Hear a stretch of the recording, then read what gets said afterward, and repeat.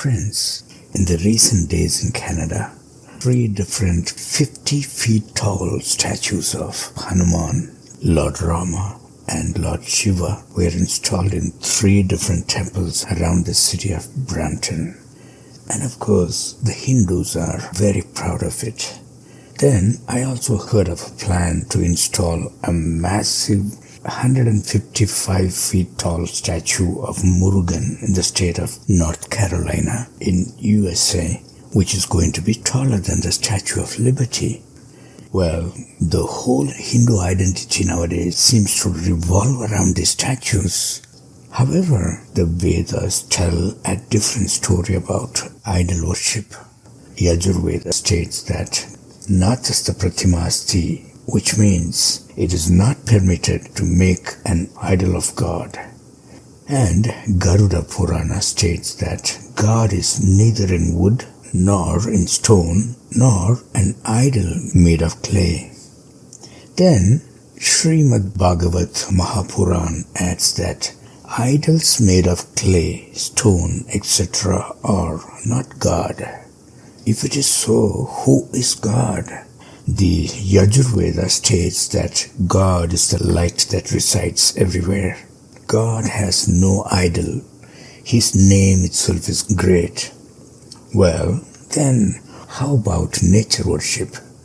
The same Yajurveda states that those who worship asambhuti like fire, water, etc.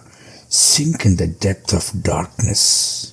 Those who worship things made of sambhuti like idols sink in even deeper darkness.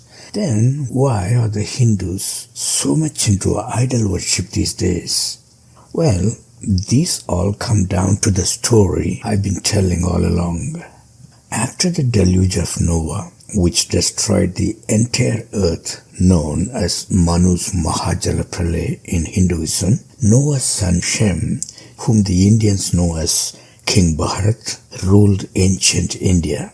He worshipped Yahweh, the god of his father Noah, in the form of Narayana, meaning the one who rested upon the waters of creation. There were no idols then. Later, the African Kushites, under the leadership of Kush himself, came to India and established cities there. By the way, these people are not unknown to Indians. They used to call Africa Kushadvipa after Kush's name. But today they call Kush Dasharatha in India to cover up his identity.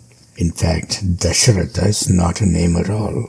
Dasharatha means that he owned 10 chariots, that's all. He was the father of Lord Rama.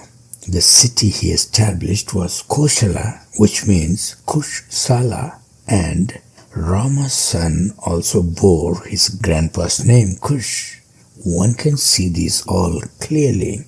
And when these people started dominating the ancient Indians, idol worship crept into Indian society in the form of ancestral worship, and it still continues.